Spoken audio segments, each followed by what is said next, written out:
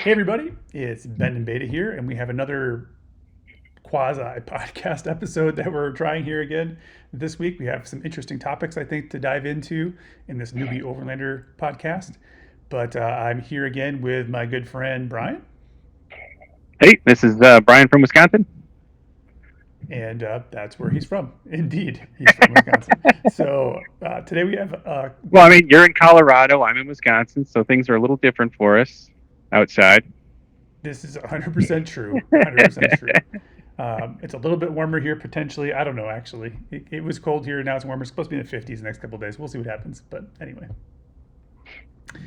So we have a few topics out for you today. The first one that we want to talk about is we had a little bit of a change in our plans for our summer trip for overlanding. And originally we were going to go into the Flat Tops area and we were going to be renting kind of a sweet ride from Peak Overlanding. And we were each going to do that. And there's one other couple that's coming with us, and they were going to do the same thing. And it just kind of ended up working out that that trip was going to be kind of too far away from us, too many hours to get there. And Peak Overlanding had to move their business a little bit to the airport in Colorado, in Denver as well. So that would have added a little bit of time too. And then apparently the vehicle that I was going to be taking also got into a car accident. So there was like still a lot of things that were up in the air. And honestly, in the last 6 months, a lot of things have changed for a lot of us. So the big thing I think for me is I'll be getting a truck in a couple weeks. Brian already had a Jeep and then got a tent, so he was like most of the way there already. And I didn't have the tent at the time that we made the reservation. Exactly, So that's what I mean. Like yeah, things have changed since then. So right. we're in a little bit different and better position, I think, than we were before, and so that made a big difference.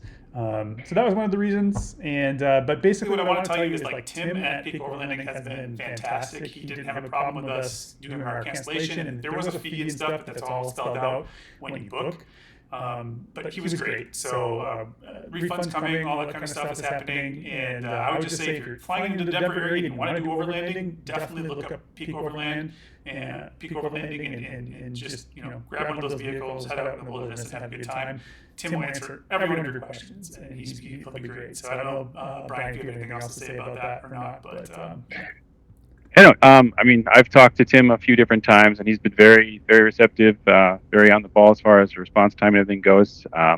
So definitely a great guy all around. I have kind of a mixed feeling about canceling my reservation, partly because I like the idea of being able to get a rig that was already set up and just take it for a drive, see what it had, see what it didn't have, kind of like what I talked about last time.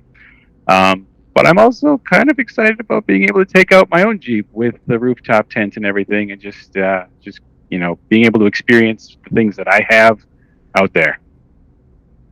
Yeah, same here. I'm excited. I may have some other news to share about the build out coming this weekend. Misty's flying in. We're going to be doing some stuff, and if it all works out, I might have some things to share in and around a tent potentially. But we'll see. I'm not going to give too much away because I think it'll be kind of some fun videos and some surprises. So yeah, so I just wanted to do a shout out to Peak. The other thing I wanted to shout out really quickly is that I got a chance this week to drive the new Tacoma, so my next truck. Not the exact model and everything, but I was able to drive an SR5 and just take it up for about 20 minutes and kind of get to know, like, is the engine better than the old one? Is the transmission better than the old one? How's the ride quality? What's it like inside? So if you want to check it out, it's on the YouTube channel, just launched yesterday, that video. So take a look at that. It's on the channel. Definitely, like, if you're finding these interesting, subscribe to the channel. Please leave some comments on what you'd like to know more from these little podcast things that we're trying out. Eventually, they may go live. I just want to have enough people that would make it interesting. So there's not like one person watching us asking questions. Maybe we'll get like 5 or 10, and that would be nice. So yeah, hit the channel up, subscribe, and leave some comments both on this video and the other ones, and I'll definitely answer as best I can. So just wanted to go over some of that really quick. But today our topic is going to be a newbie overlanding topic, which is how do you even get started in overlanding and what do you need for it? We've had this discussion several times in the past, and so this was something that Brian brought up as a topic, and you can talk about a little bit why, maybe, Brian, if you want. Go ahead. Well, yeah, just I mean, we kind of talked about like what we want to get out of it and what we want to experience when we're out there. And like I'm going back to again when I was in my early 20s. I kept a tent and a cooler and a sleeping bag in the trunk of my car. And other than stopping off at the grocery store to pick up, ice, food, water, and beer, like that was it. That was all that was required because I wasn't driving anywhere crazy. I was going to a campgrounds. My the car that I drove at the time was just fine. Having done that and everything, again, like I said, since I was in my teens, early 20s, I'm just looking to do a bit more now. And Ben and I were talking. It's like, okay, well, like being newbies, what is it we actually need to be able to go to the places? We kind of tackled the list from different angles. I went like high level, and then Ben showed me his list, and I immediately got irritated because his was way more detailed and thought out.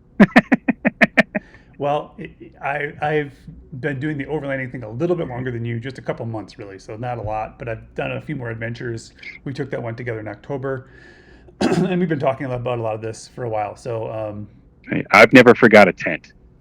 that's true. I did forget a tent. So a list is a big thing. Like you got to make sure that you do the list. What I would say here is I'm just going to throw Brian's list up. This is what he said, and then he said, "Well, what is your list?" So we'll talk it through.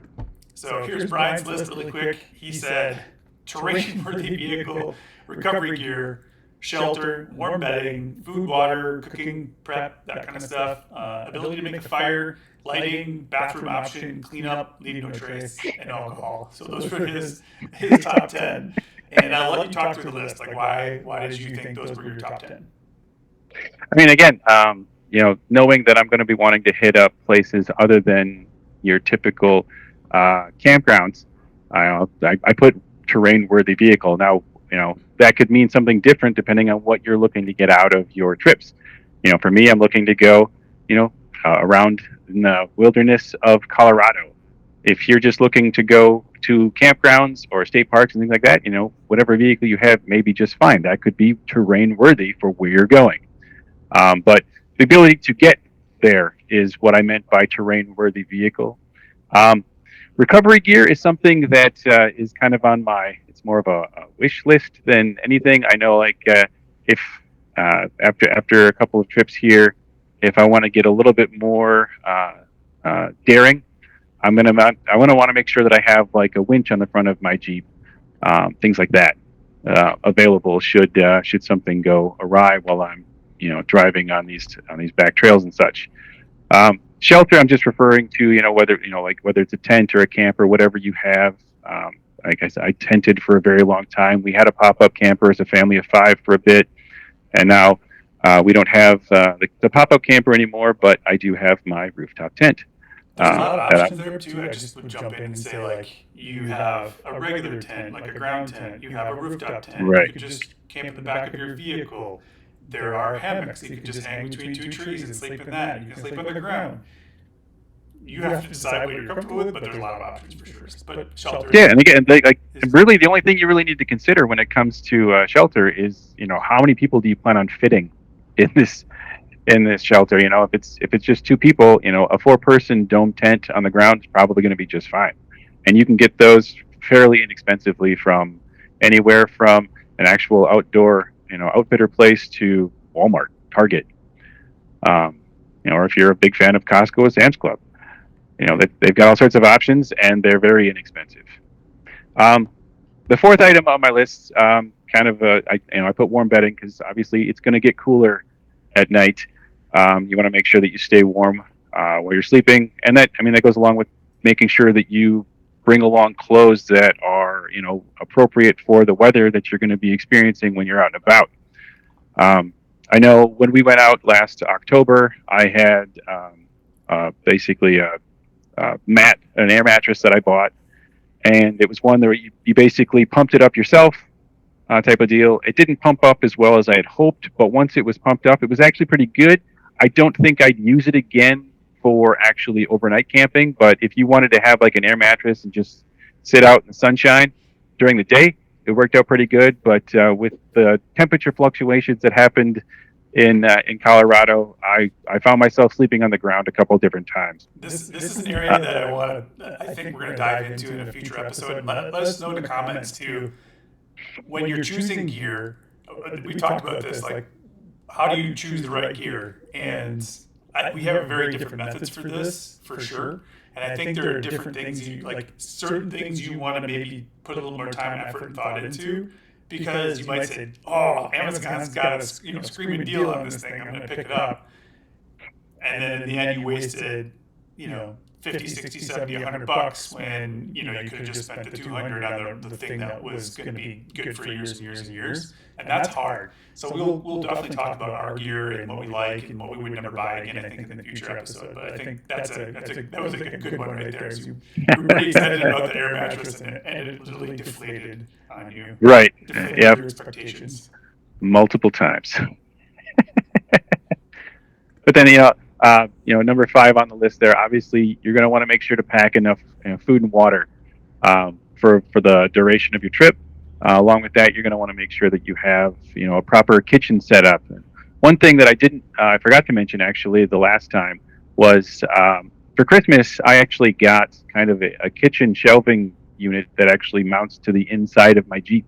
So when I open up the back door, I can just pull that down and I can literally prepare all of my food right there, nice and easy. So as far as expenses go, it was a gift. It didn't cost me anything. That'd be fun to test out. This summer, for sure. Yes, it will. I still have to get it installed yet. I haven't done that. That's on my to-do list. You got some time. Yes, I do. And again, like number 6 goes kind of hand in hand with preparing food. Some people like to cook over a roaring fire. Other people just enjoy having a fire. I mean, that's kind of a caveats to that one, so it'll be interesting when we get to my list. But go ahead. You have caveats to that one. All right. Well, I can't wait to hear it. But yeah, to me, when it comes to camping, again, like nighttime, like the campfire is kind of the focal point. You sit around that, and you enjoy the warmth and the crackle of the fire. On 7, I'm sorry, lighting, whether that's a flashlight, a headlamp, a much larger lighting system that actually lights up your whole campsite. That's totally, again, your call when you're out there. In the past, I've just used flashlights and headlamps, and that's done me just fine. And then again, like depending on what your comfort level is when it comes to having to use the bathroom for however long you're going to be out, whether that's you going to an actual campground and checking that out and being able to use their facilities because they have bathrooms available, perhaps even a shower. I've done that for years. Or if you want to get something that's more portable like you have, Ben, it really depends on where you want to go. I think it depends on who you're going with. You might be really comfortable digging a hole and taking a crap in it, it's totally fine, but your other people with you might be very uncomfortable with that, and it might be a reason why they wouldn't go. And I'm always about, let's remove barriers to get people to come with you. That actually was a barrier to the other couple. They had a couple things like, I don't know about this, I don't know about that. I'm like, you know what? I will remove those barriers for you. We will have a place to use the restroom. We'll have a way to stay clean. I promise you that that'll happen by next year, and we've got that. So yeah, it makes sense. Right. And then, number 9, as anytime you go out and you're with nature, the point of going out and being in nature is to enjoy nature. The last thing you want to do is, leave trash, bottle caps, broken, just garbage all over the place. So make sure you bring appropriate, trash bins, things like that, so you can pack up all your stuff and make sure that you leave it as pristine as you found it, if not better. Because the worst part is when you arrive at a campsite and you're like, it's full of glass. That's a big one. People are smashing bottles all over the place, or just trash, and you're just like, well, now I've got to clean up your mess, or go somewhere else, and right. It kind of ruins your trip. So just think about yourself, your future self, at a different campsite. Like, do you really want to leave it like that for somebody else? It's just the good human being thing to do is clean it up and make it good for other people. I agree with that one 100%. And the last one, number 10, I've got a smiley face on there if you can see that. Alcohol. For me, I do like to, bring something to drink and just have a couple of drinks while you're sitting around the fire. I would never bring glass bottles. I always bring either an aluminum, or I will bring it in a different container that it's not going to spill. So that way I don't have to worry about any broken glass, things like that, because that's, I mean, any beach you go to, that's the sign right there, Yeah. 100%. no glass. But yeah, aluminum, things like that, you can crush that down, make it small, fit in your bins to pack it back out. Yeah. Perfect. Yeah, I agree. Those are all good things. So I looked at Brian's list and I immediately was like, is this really the beginner's list for overlanding, or are there some other things we need to think about to make sure you have a successful trip? And I think we were thinking two different things, and that's okay. So I made a little bit more detailed list. I'm going to go through it fairly quickly, and Brian can tell me where I'm wrong or where he's like, this doesn't fit in the list or whatever. And I think that's fair as well. So, and again, like as far as like the newbie overlanding piece goes, I'm very green. I've not actually done it yet. Whereas you've been out on a few trips now. Well, I guess I did it once with you, but it was all of your stuff. Yeah, I've been solo a few times. Went with Misty, went with you. So I have a little bit of experience. I'm not telling you that I know everything about this. This is just what I've learned from my experience. That's been helpful for me. And so yeah, we'll just talk through some of these things. So the first one is everybody's list is going to be slightly different because it's really dependent upon you. But you should have a list. If you don't have a list, then you're going to pack all of you and all of your friends up inside of your vehicle, as an example. So if I go back to my channel here, and we go to when we went on our little overlanding trip, which would be, I think, in here. That's an overlanding series. Where are we here? Overlanding. Here we go. So if we go in here and we look at our trip that we took together, which was super fun. Queen bee, not gonna be loud. This is right here where I'm talking about, hey, guess what? This is going to be super fun. It's going to be amazing. But what ended up happening was we drove out to a site, shot a lot of great drone video. It was pretty fun. But then when we finally did find a place to kind of camp for the night, what we found out was, hey, Ben didn't look at a list before he left. And you can see the back of the car. It's full of stuff. There's a lot of stuff in there.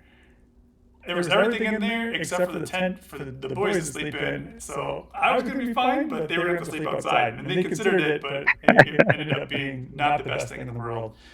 So we ended up going the next day and found a really great site, which was a better one, I think, even than we did the first day. So I think that was cool because we got time to really explore a bunch of different sites, which was kind of fun.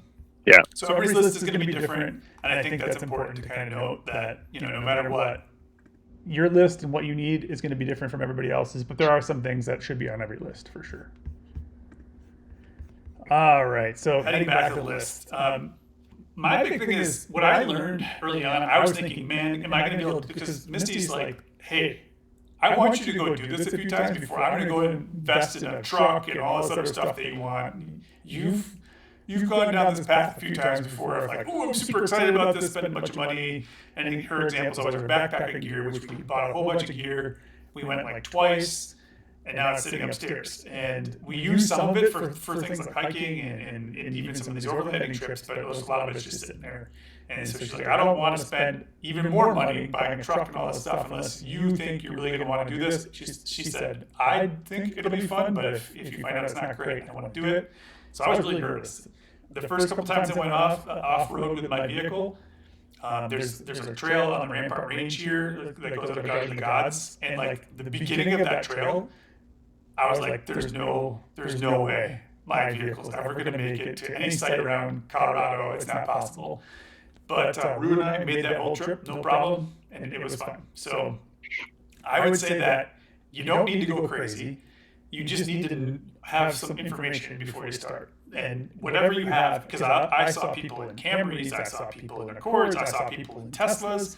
In every place that I've camped, I think, we've seen that. In fact, when we went out in our adventure, our vehicle kind of got stuck for a second at one point, right? The Tucson, I remember we were trying to get down to that. Yep. And I was like, I don't know if we're getting out of here, but whatever, we're committed at this point. So we camped at the very end of a trail. When we came back out, there was a dude in a Jetta. Remember that? So I do, yeah. We didn't even know he was there. Get there too. Yeah, so that's that whole like it's all dependent upon, starting small, take some easy trips, do some overnighters. Don't go out and plan like a 5-day trip the first time you went out. You're going to forget stuff, and it's probably not going to be that enjoyable. Try to get out somewhere where it's going to be nice and easy. You do it one night, you can survive pretty much anything, no matter what you've forgotten. So, and if it's only one night, you probably didn't go far enough that if it's uncomfortable, you can come back. I actually had a trip like that where I went out and I set everything up for the day. And I shot a bunch of videos. I was really hot, and I ended up just getting kind of heat sick. And I was like, you know what? I'm not feeling good. I'm by myself. It's still light enough that I can get back home. I'm just going to go ahead and go back home tonight just to be safe. And I was super glad I did that because I did not feel well at all, like that night and the next day. And so that's important to just understand. And I'm like, I needed to drink way more water than I did. And I was too busy doing YouTube videos instead of enjoying my camping. That's just the problem.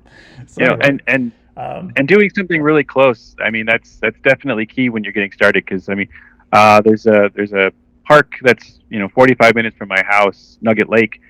We've camped there quite a few times, and because it's only 45 minutes away, if we forgot something off the list, then it was easy to get back to it. Or if something, like you said, you were talking about not feeling well. We've had the kids not feel well a couple different times and had to come back, but it was easy enough because we were close enough to home that we could just have that flexibility.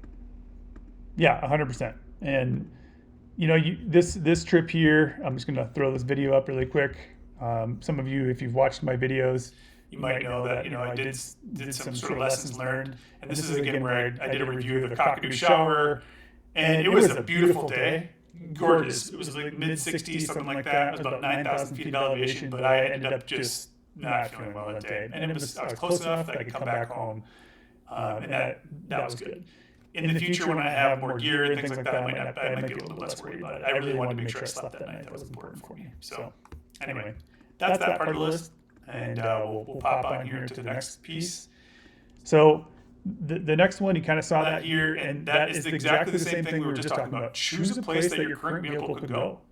And this one's kind of hard because you might not know where that is. But there are all kinds of apps to help you out. So I use Gaia GPS. That's one of them. And Gaia has a free version of that application, which you can at least see where trails are. It doesn't give you all the cool stuff unless you pay for it, but it isn't that expensive either. I think it's like $30 to $50 a year. And then I pair that with another app called Trails Off Road. And both of those they're really, really, really good. So the Trails Off Road teams, they're doing quite a bit of stuff to try to make things better for them and the users here in terms of searching. So I'll just really quickly transition over here quick to the Trails Off Road site. And you can see, like, this is also not free. They have some that are free, but in the area where we live, these are all the different trails. And what's important about an app like this, or Onyx Off Road, there's a couple other ones, you can see which trails your vehicle can handle. If it's green, basically anything can go on it. And if you look at like how many trails there are, there's a lot that are green. If you go orange, you probably need a high clearance vehicle at that point. You're going to need 4-wheel drive. You want something 4-low.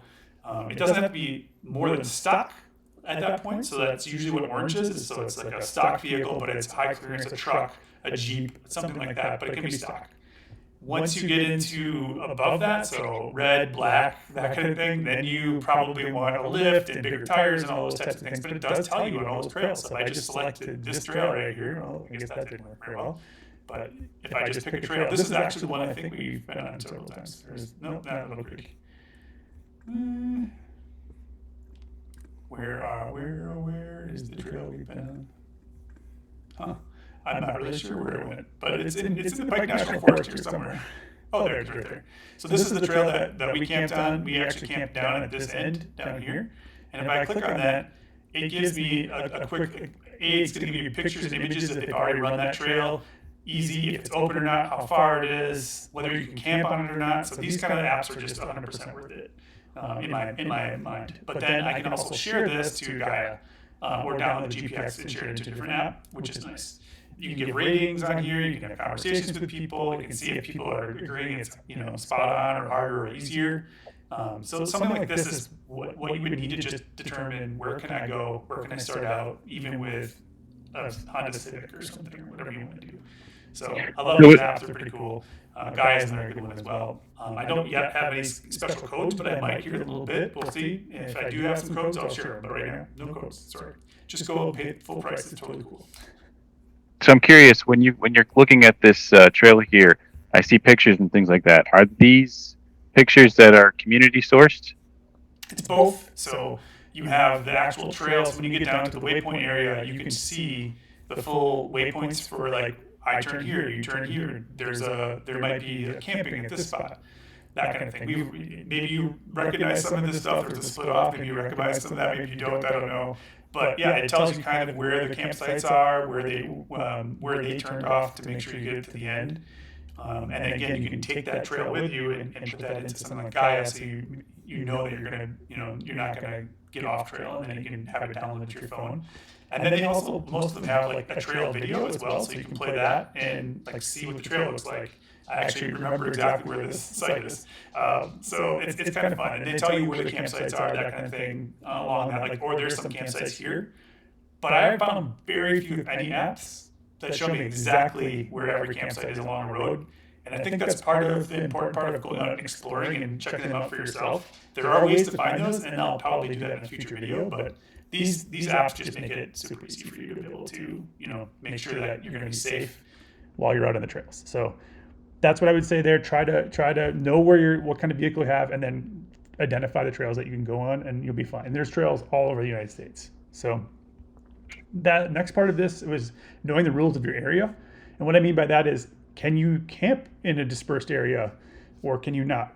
Can you only camp in a campground? Can you have fires during certain parts of the seasons? That kind of thing. So just knowing those things. Can you only camp in a marked area? Can you camp anywhere along the road? There's different rules for different areas. You might have to go to the national, like the National Forest site or the BLM site to actually identify some of that, but it's all out there. The other big one, let somebody know where you're going before you go and how long you're going to be gone. I'm leaving on Friday and I'll be back on Sunday.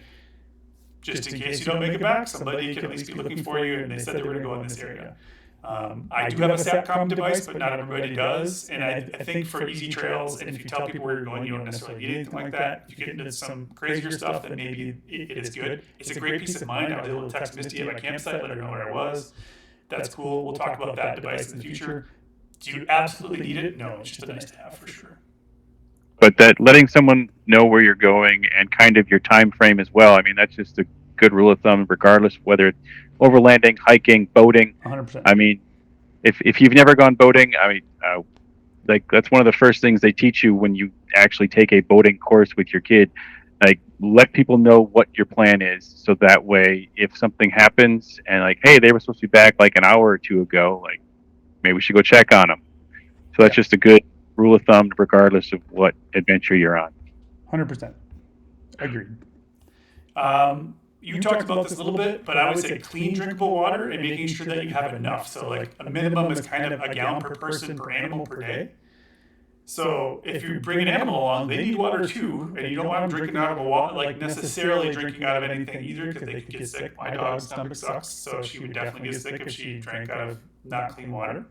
And then also understanding, like, if you're camping in Wisconsin, you probably don't need extra water. You're going to be fine. If you're camping in, especially if you're not used to it, but even me, when I was camping at the 9,000 feet, I live at 6. I could feel it. I needed extra water.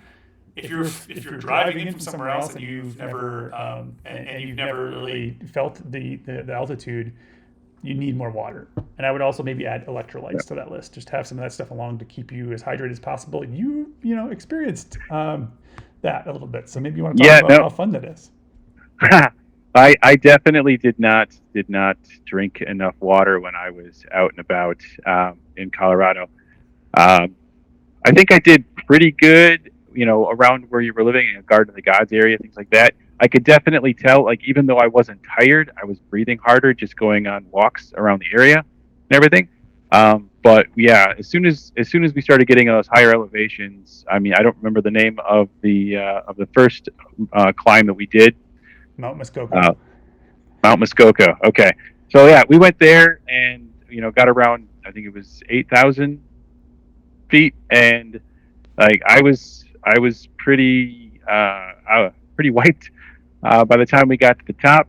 And coming down, I wasn't feeling all that well, and to the point where when I got in the car, once we got to the bottom, like both of Ben and our other friend looked at me and thought I was about ready to die because I was pale and just kind of, yeah. Basically, just passed out in the back of the car. I'm I like, just yep, passed dude, out. Yep. sickness. Let's go get some food. Let's get some water in this guy. He's gonna be okay. So, Yep. So 100%. we got back to your place after that hike, and I downed a bunch of water and electrolytes, and just took it easy for a little bit, and I was better after that. But yeah, definitely the water and electrolyte kicked my butt.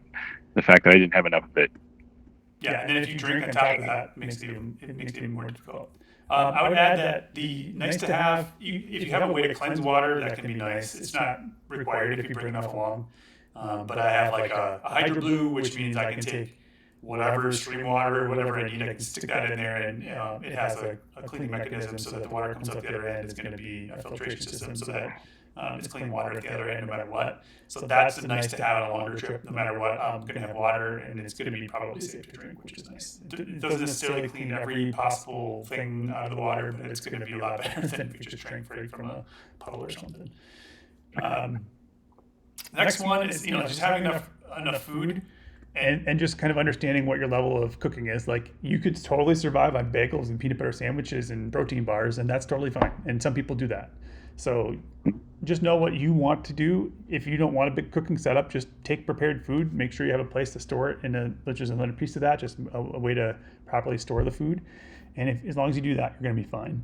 But obviously, that one seems like a very obvious one, but people sometimes forget having enough food, and you should have extra. I think that's the most important piece. Is if you get a flat tire or whatever, and you're going to be out there an extra 24 hours, and you only brought enough food for however long you're going to be there, you're going to get hungry. So same thing with water, having a little bit of extra, just thinking ahead in case something could happen. I should be prepared for it in some way, shape, or form.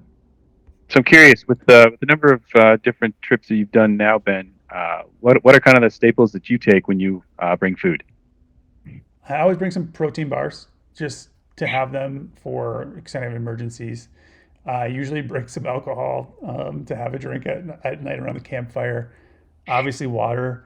I usually will bring some electrolyte packs along as well, just for help there. And then I usually try to plan a meal out. So, but a lot of times I'll pre-cook that meal. So all I need to do is just dump it into like a bowl, like a pot or something, warm it up, and I can eat it. Like, I've done a lot of like chili mac and that kind of stuff with like a vegan mac and cheese, because I don't like the dairy stuff. And then just warming up and pre-making the meat, just putting those two things together, and it's a great meal. We also made a pretty good meal on our camp trip, where we had the sausages and the vegetables, which we pre-cut. We just put everything in the pot, cooked it up, and that was one of the better meals I've had. Yeah. I think It was really good. Yeah. Let's say, moving on. We already talked about this one: shelter, tent, car, whatever. And I put weather appropriate, because if you're in the summer, you might not need warm anything, depending on where you are. If you're at 12,000 feet, it's going to get cold. If you're below that, it can be quite warm. And if you're like in Texas or Wisconsin, where it's super humid, you might need something that breathes a little bit more. So I just put weather appropriate bedding and clothing. And you should always have some backups just in case. Just something to keep you warm in case it gets cold, even if it's supposed to be warm, because you might get wet or whatever. Then I talked about fire a little bit. So this is another thing about knowing your rules, because here and in California, there are definitely times of the year you cannot make a campfire. You're not allowed to do that, and you need to know that before you go. Not only can you get fined, the biggest thing is you can start a forest fire, and if you do that, you're probably putting your life at risk, for one, and you're causing just millions of acres potentially in damage, or hundreds or thousands or whatever it is. But it's not good. Know the rules before you go, so that you keep yourself and everybody else around you safe. There are alternatives to campfires, so you can use like a propane fire pit, like Ignik makes one of those, and you can bring that with you. So if you know that and you really want a fire, that you can't have a fire in a fire pit, bring something like that along with you. It's a lot safer, and there's nothing wrong with it. So just know those rules and make sure you take care of that. And the other part of that is like properly taking care of the fire before you leave. Don't just leave it burn and then take off. That's not okay. Right. So, We talked about leave no trace, so don't leave it in garbage. You already had that one. That's great. And then I just talked about understand how you will use, how you will and can use the bathroom. And there are multiple ways. You can dig a cat hole, and if you're okay with that, that's fine. But once you get above a certain elevation, you're not allowed to dig cat holes anymore because there's not enough bacteria to break down your poo. And so it's important to know that, because then you have to pack it out with you, and you have to figure out, well, how am I going to do that? Now you could try to poop in a bag. That is totally fine. But we've got a little system from Amazon that we use. That's a foldable thing. Let me see if I can bring that up here. Just really fast. I forgot to kind of do that, but let's just be a portable toilet for camping. There are a ton of these. I don't know that you can go wrong with a lot of them anyway. Mine is more like this one, so it's retractable. That's actually probably the one I bought. And then they have bags that go inside of them. We tested that out on our trip, and I didn't do a video about it, but we'll do one at some point, make it kind of fun. I know you're looking at more of a collapsible one and something different for your setup. Yeah, the one on the side there, that was one that I was looking at potentially purchasing.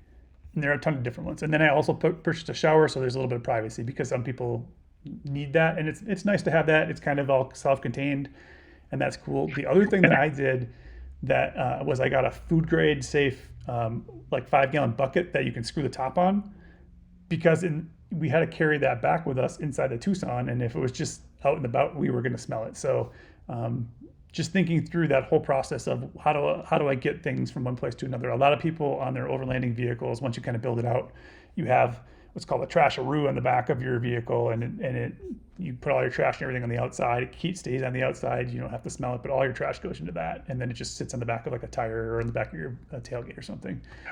But just something to think about there. Yeah, and then there are some like overlanding, like they were. It's not just dispersed. I don't remember what the term is for it, but they have more primitive camping where there is like an outhouse. So you might have that option, and that's fine too. But it might be a good place to try, like the Muscat Road, what is it? I always call it Muscat, but it's not. It's Matucat Road has a campground on it that you can camp in that does. You could just call it Goose Creek Road. Campground with toilets, like again primitive toilets. So you can find some of those, but those usually require a reservation, or it's first come first serve, and there's like 12 of them. So if you go, some busy weekend, you're not getting in. It's just not happening. Yeah. Now, along with your bathroom setup that you had, did you also use I think I saw a picture of it there when you had that up on the screen, some sort of gel? So I actually just bought a bag of cat litter. Is that what it was? Litter, okay. And that's what I used when we went out. I looked at the gel and stuff. I'm going to generally try to keep liquids outside of the toilet. So like if it's, you need to use the restroom that way, I'm going to tell people go use the restroom out in nature. You've got to take a number 2, use this thing. And it's not going to be completely foolproof, but that does help. The cat litter does help with absorbing some of that stuff too, and keeping the smells from being crazy.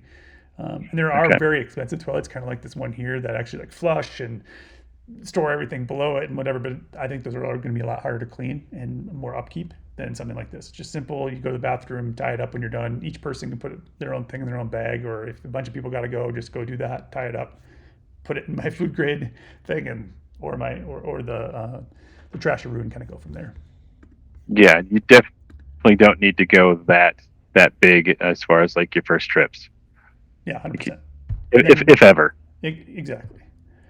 And then maps wise, you just need to have some kind of maps that are going to work in that area. So if you're not going to have cell service, download and the trails are at least on Google Maps, just make sure you download that area before you go. But if you're using those other apps like the Trails Off Road or Gaia or Onyx, again, make sure you've downloaded the area before you go, so that when you're out of cell service, you're not like, oh, well, I don't know what trail to take now. There's 3 different ways. Which way should I go? I'm not sure. I think that's important as well.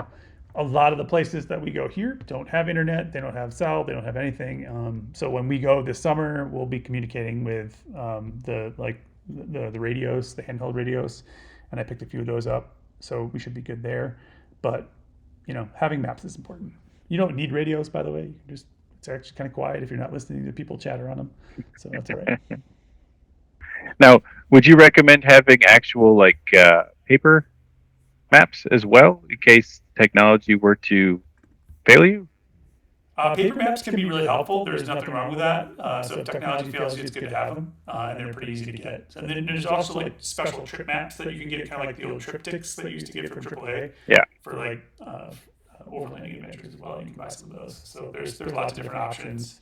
I'm generally not too worried because most of the time I take two different things with me. I'll have my iPad and my phone. So if one of those fails, I have a backup for a set of maps, and I usually look over the area I'm going pretty well to know kind of where I'm at and what's going on. But that will change the more we get into, more difficult trails and further away from home. That goes back to your pre-planning at the beginning of your list. Exactly. Make sure you're planned out. So my list was longer. It was more involved, but I think it lends itself to anybody being able to get out next weekend. What do I have? Where can I go with what I have, right? And then go experience it. Because if the first time you go out, if you love this, like getting out in the outdoors, you're going to be like, this is what I want to do for a while. And that's what I discovered when I found a couple of just amazing sites right off of a road. And you just like, I cannot believe this is out here. I've only camped in campgrounds before. I didn't know this existed. It's pretty cool. Right. I mean, and again, newbie here, but just in my own opinion, I would say planning a big trip right off the bat is a mistake, because if you do forget something, or if something does go awry, the worst thing you can do is have it, affect how you look at the hobby and be like, I'm never doing that again. Whereas if you start small, you can build up and, get the most out of it. 100%. And like, all you need is a small little trip, and you can see here, hey, that one was taken. Like, you drive in and go, oh, that site's taken. What about this site? This is great, good to use, but it's windy today. That's not going to work for me, right? You just kind of drive around and figure things out. And the other thing I would recommend is, even if you're not ready to camp, you can just find trails and then drive around that area and see what's available. So it's like scouting for the future. And that way you get used to driving off road. You can kind of figure out, like, would I want to stay here or not? That's another option, just driving trails for a little bit and having a good time. And then you end up finding like these pretty amazing sites with some like fantastic views like this one. Like, you have no idea how amazing it was for me to sit there, have a drink with my dog with that view, and it'd be completely quiet on a holiday weekend. This was Labor Day weekend, and it was incredible. So, yeah. Was there anyone camping near you on that trip? Somebody pulled into a site because generally when you do dispersed camping, there are some areas where you, like Misty and I camped in an area on 4th of July where there was a bunch of sites, and there's maybe like 50 to 100 feet between people. This one was like a quarter mile to a half mile between this one and the next site, and then the next site beyond that was like, there's no way you were going to see or hear anybody. So, yeah. Like, other than people were driving by, the road was right, I'm only maybe like 30, 40 feet off the road. So, like, when people would drive by, you'd hear that. But once you get to the evening, people aren't driving by anymore. So it's super quiet. Yeah. Still, that view, man. Yeah, this was one of my favorite places that I've ever camped. So I had some chili mac. My dog wants to eat some, but she didn't get any. So. You monster. I am. So anyway, that's our real quick, how do I get started in overlanding? What can I do? And I would love to know from people if you, where have you been? Have you already done overlanding? Are you super experienced and you have tips that are way better than ours? Leave the comments. Yeah. Let us know. Are there other things we should consider? Yeah, 100%. When it comes to a list. And then other things you want us to dig into more, like you mentioned this. Can you dig into this in a future topic? We would love to do that. We do have some plans for future ones for sure, but I always want to, for this kind of thing, you're talking to people and you want to give them information that's important. My videos are often about saving a memory for me or just kind of putting something out for fun. It is about helping other people out, but these kinds of things I think especially are more, it's a podcast. You want people to get something out of it. So, any last thoughts? No, I just again, I'm looking forward to spring to hit, so that way I can put the rooftop tent on and start doing some of those quick little overnight trips on the weekends. Make sure that I got everything all set to go, because one of the things, like you mentioned at the beginning, with now taking my own vehicle, I'm going to be doing a road trip from, Wisconsin to you, which without stops for, gas, food, bathroom breaks, that's at least a 14-hour drive. Yep. So there's a good chance I'll probably stop off at a campsite along the way for a place to crash. You can make it in one. Take it back. We did 17 hours in one day in the winter. 17 hours in a snowstorm. You can make it just fine. Yeah, this road trip's been sponsored by Red Bull. That's right. Yeah, so that's coming up. That'll be a topic I think we'll be talking about things we're buying to prepare for that trip, things we're bringing on that trip. What'll be fun is so we'll be in our truck. Brian's going to be in his Jeep, and our friends originally had rented a Bronco from Peak Overlanding, and I think it would have been a fantastic vehicle. But as I considered, I was excited to see it. Yeah, it would have been fun. As I considered them a little bit more, I was like, you know what? Since we're going closer, we wanted them to rent something that was maybe not going to cause us to go all the way to Denver if we didn't have to. And so we looked around a little bit, and they ended up finding a little off-road like Sprinter van, all-wheel drive or 4x4 with like knobby tires and a little bit of a lift, and that's them. Like they will love this trip, and what I'm hoping is that'll cause them to come on more trips and maybe even buy a van themselves or something like that. Like I don't know if that'll happen, but that'll be great. So I think this is going to be fun. We're going to be going on easier trails than we would have gone on the flat tops, and I think that's good too because they're new to this. They're just like, we're along for the ride, whatever, we'll trust you. And I started going, well, should they trust me? I don't really know. And you're fairly new to it, and I'm still fairly new to it. The truck will be new, so we're going to be going on easier trails. But I think we picked a pretty good area. We'll talk about where that's going to be in a little while, but like in a future episode, something like that. So I'm excited. I'm so excited.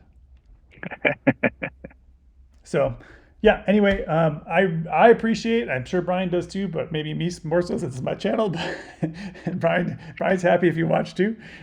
We had a lot of people watch this last podcast. I was ridiculously surprised by that, way more than I thought. I thought it would be like 2 people, but it was way more than that.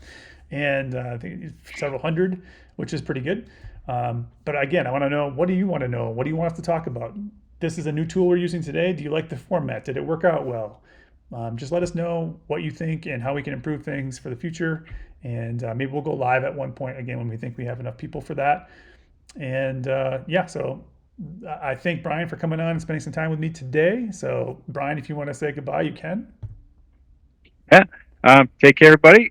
Hope to hear some good comments and feedback on the video, because again, I'm kind of curious what other people consider when they're doing trips like this, or other, like equipment that they would recommend. Because I'm building out what I have available to me here in the next few months, and I would say, as far as like if I was going to get something that was going to be considered a nicety, I would any kind of camera, whether that be a GoPro or something along that lines, that I could be able to document the whole road trip piece of it. Facebook Marketplace, man. Facebook Marketplace. Yeah, all right. There. I'll start hounding it. But yeah, just take care and look forward to talking to you later. All right. Well, with that, I want to just thank everybody for watching. Remember to live your life in beta, and we'll see you next time.